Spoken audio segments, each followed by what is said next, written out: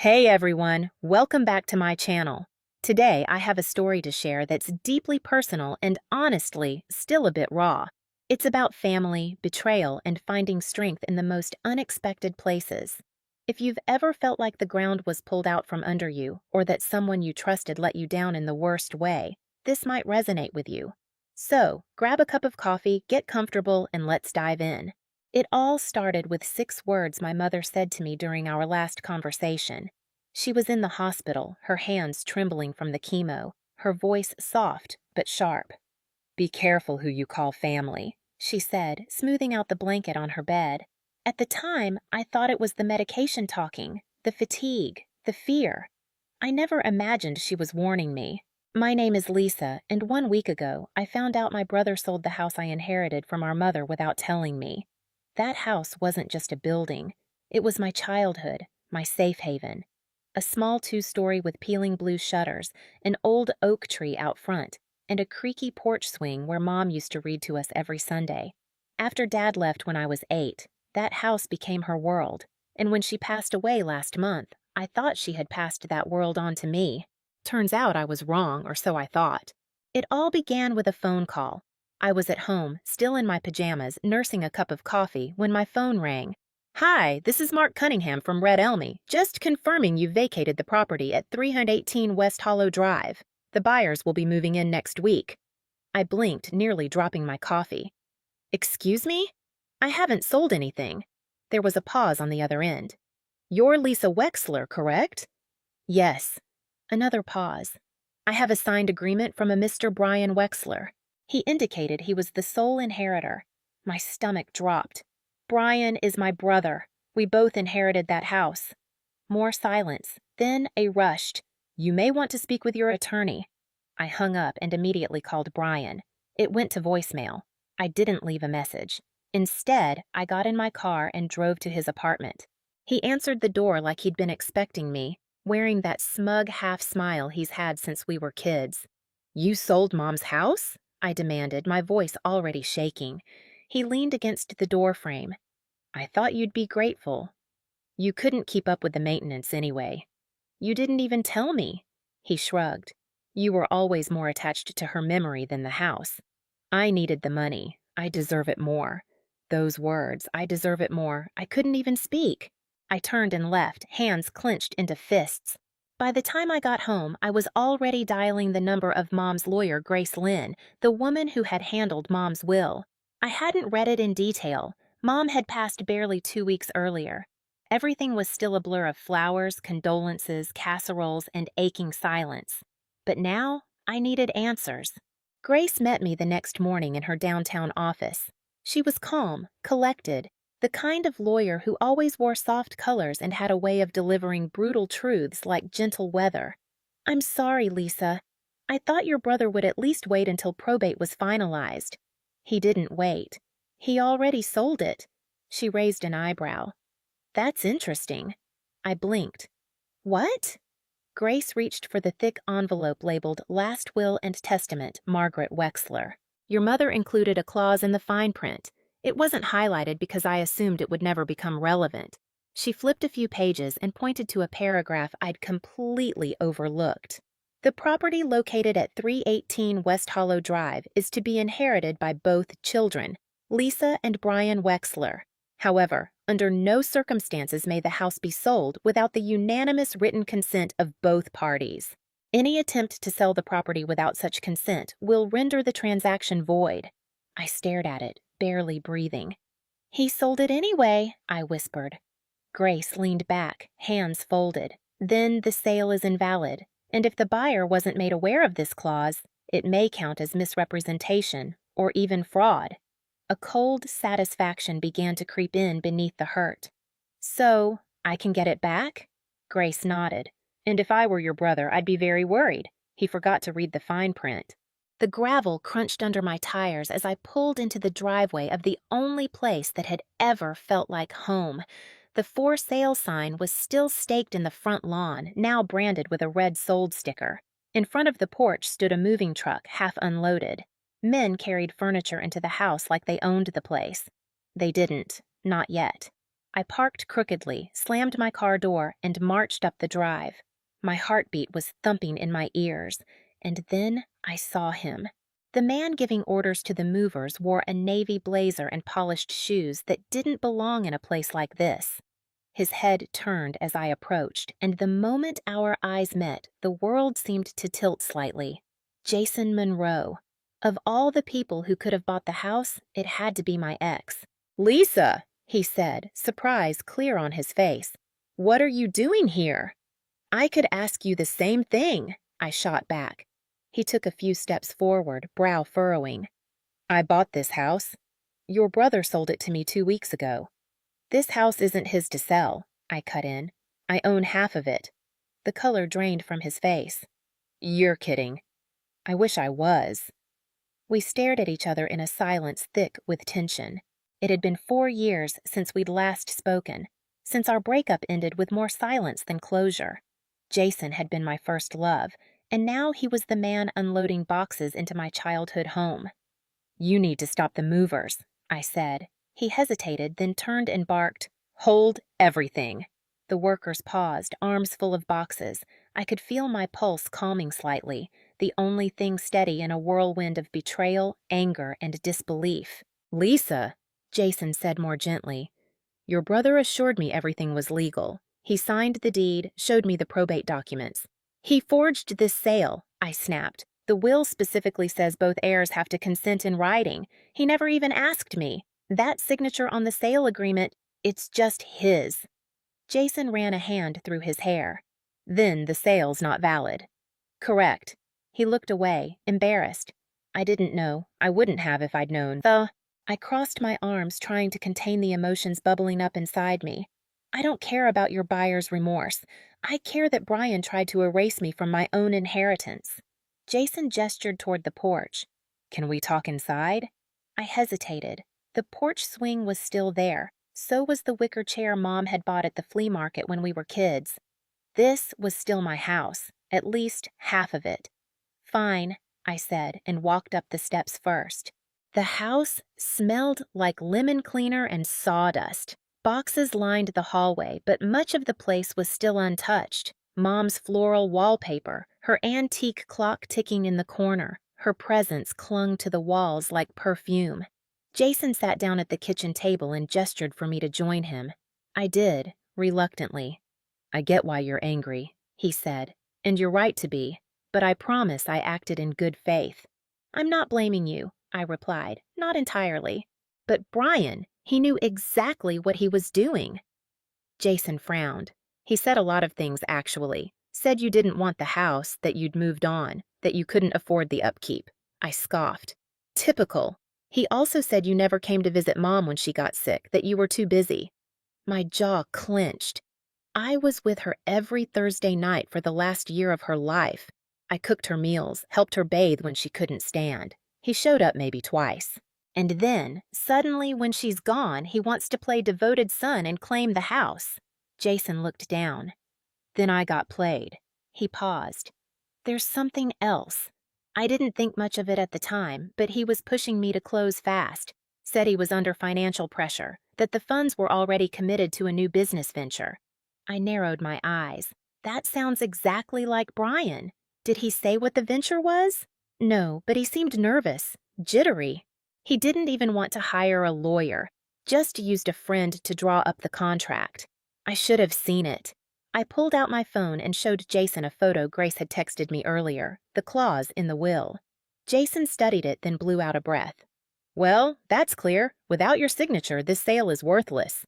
"Then do me a favor," I said, standing. "Put the boxes back in the truck." Jason looked me in the eyes. "I'll call my attorney. You'll hear from me soon." I paused at the door, looking back. "Jason, why this house? Why now?" He hesitated. "Because it felt like a place I used to know, and maybe I thought if I came back, I'd find something I lost." I didn't respond. I walked out the door, heart pounding. I didn't sleep that night. Every time I closed my eyes, I saw Mom's house, my house, being emptied box by box. I saw Jason's confused face, Brian's smugness, the betrayal coiled around everything like smoke. By morning, my phone was filled with messages from Grace. She had started the process of filing a legal injunction to halt the sale, and she sounded confident. But I wasn't, because something about Brian's actions, about what Jason had said, wasn't just careless or selfish, it felt desperate. At noon, I drove to Brian's place again. This time, he didn't ignore the doorbell. He opened the door in sweatpants and a faded hoodie, his hair sticking out like he hadn't slept either. "You again?" he muttered. "Yes, again. I don't have time for this, Lisa. Make time." He sighed, stepped aside, and let me in. His apartment was a mess. Empty pizza boxes, half-drunk energy drinks, bills scattered across the table like confetti after a sad party. I picked one up, overdue, 3 months. I tossed it back down. "This what Mom's house was for? To cover your mess?" "You think you know everything," he said, voice rising. "I know enough. You forged a sale. You lied to Jason. You tried to cut me out of my own inheritance. And for what?" He rubbed his face and dropped into a chair. "You think this is just about money?" His voice was low, bitter. "You have no idea what's really going on. Then explain it to me." He didn't speak for a long moment. Then, "The business. It's going under." I blinked. "What business?" He looked up at me, eyes tired. "The investment group I started last year with Carter and Malik." I vaguely remembered him bragging about it at Thanksgiving, something about flipping commercial properties, diversifying portfolios. He used buzzwords like armor to hide how unstable his life was. "It's collapsing," he said. "We made some bad calls. There's an investigation now. I needed clean capital, something to buy us time." "So, you sold Mom's house, my house, without telling me, to cover up fraud." He stood abruptly. "It wasn't fraud when I made the deal. It just turned into something bigger." I stared at him. "And you didn't think to call me? Ask for help?" "Mom would have—" "Mom's gone!" he shouted, fists clenched. "And you, Miss Perfect Daughter. You always had everything. Her affection, her approval, now the house. And what did I get? A pile of debt and judgment." I took a step back. "She tried with you, Brian. You pushed her away." He shook his head, eyes glassy. "You don't know the pressure I'm under. Carter wants his money back. If I don't find $250,000 by the end of the month, I lose everything. And you thought stealing from your sister would solve it?" He laughed bitterly. "Don't act like you care about the house. You've got your fancy job, your downtown apartment, your weekends in Napa. I'm the one drowning." My voice dropped to a whisper. "You made your bed.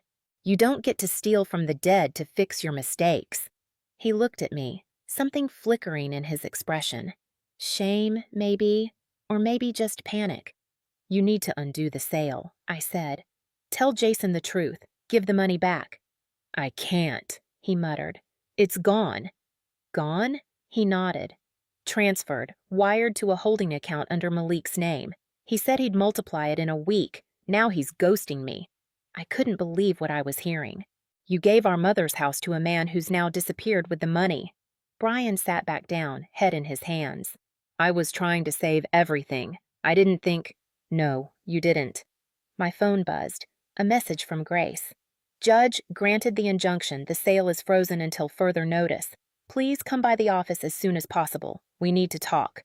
I looked back at Brian.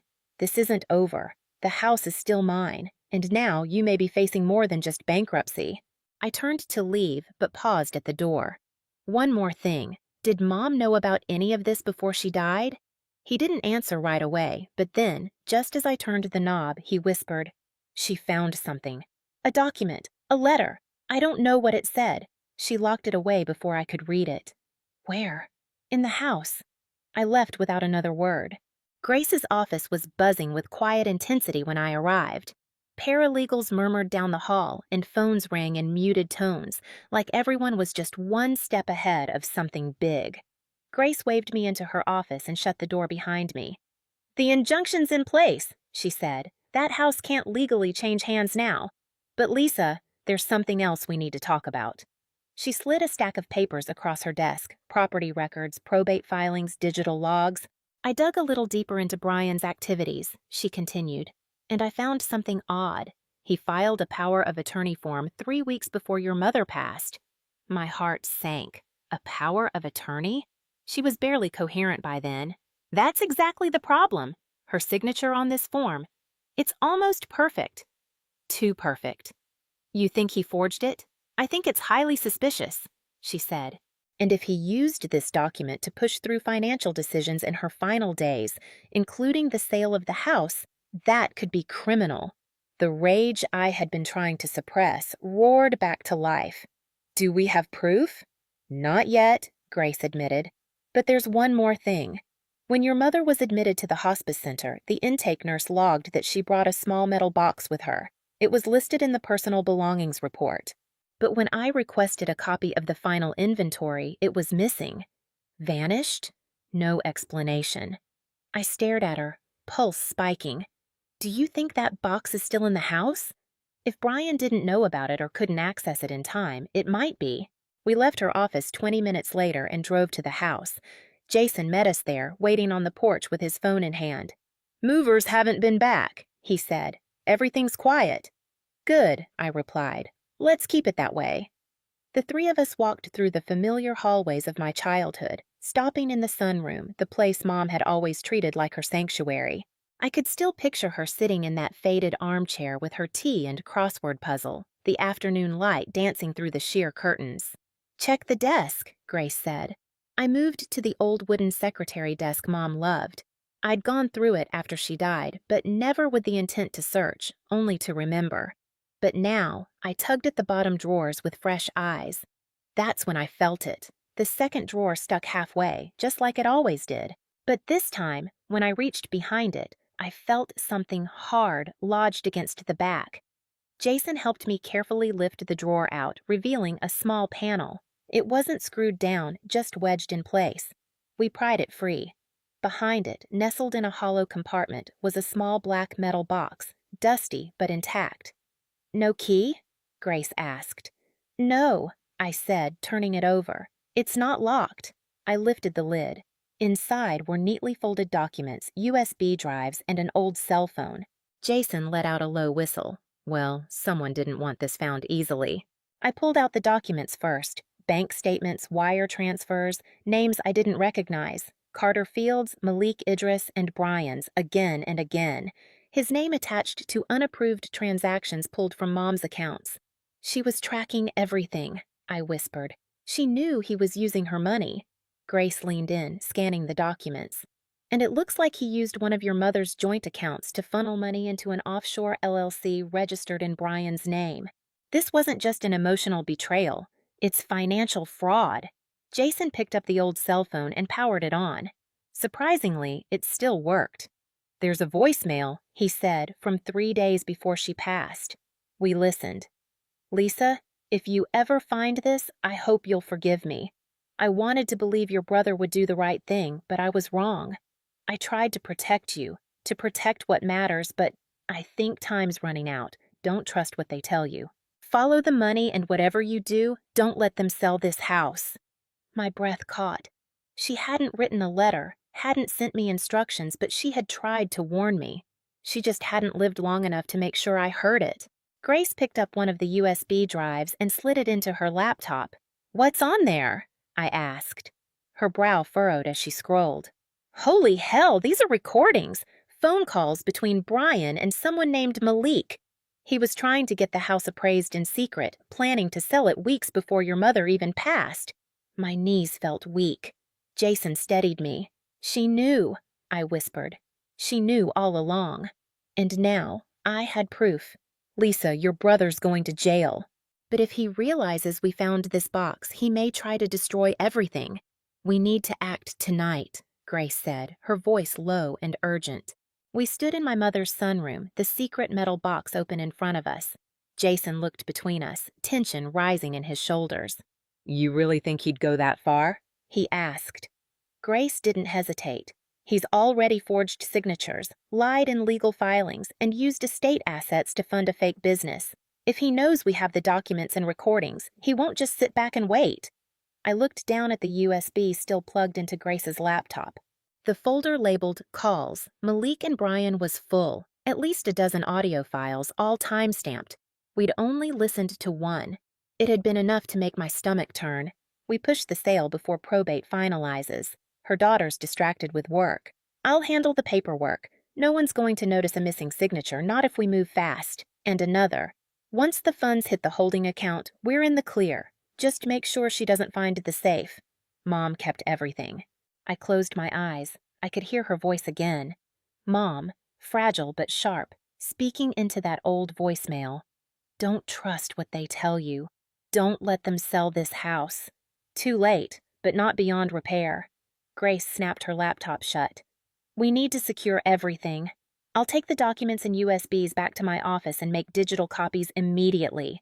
But Lisa, be prepared. If he finds out we're building a case, he may panic. And cornered people do dangerous things.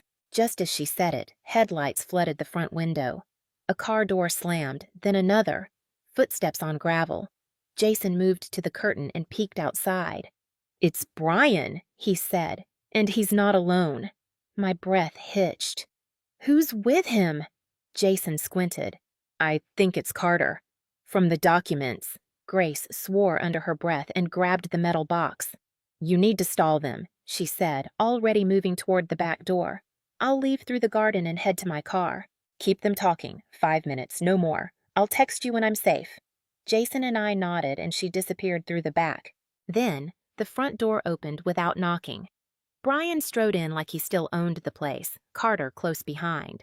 Carter was older, leaner, with sharp eyes and an expensive watch that screamed shady money. He didn't smile. Brian saw me and didn't bother hiding his anger.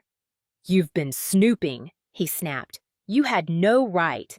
"Funny," I replied, standing tall. "That's exactly what I was about to say to you." He stepped closer. "Where is it?" "Where's what?" I said innocently. Brian's jaw clenched. "The safe, the files, whatever she left. Don't play dumb." Carter chimed in. "You're interfering with an active business transaction, Ms. Wexler. That's grounds for legal action." I laughed once, cold and sharp. "You're talking to the actual legal heir of this house." "You don't scare me." Jason stepped forward then, shielding me slightly. "You should go." Carter ignored him. "Look, Lisa, we can settle this quietly. Brian told me you didn't care about the house, that it was sentimental, sure, but not worth this kind of drama. We can still cut a deal." "Oh, I'm sure you'd love that," I said. "But I've seen the wire transfers, the off-book accounts, the voice recordings." That stopped him cold. Brian's eyes widened. "You? What?" "I know everything, and so does my lawyer. She's on her way to the district attorney right now." For the first time, Brian looked genuinely scared. "You don't understand what you're doing." "No," I said calmly. "I understand exactly.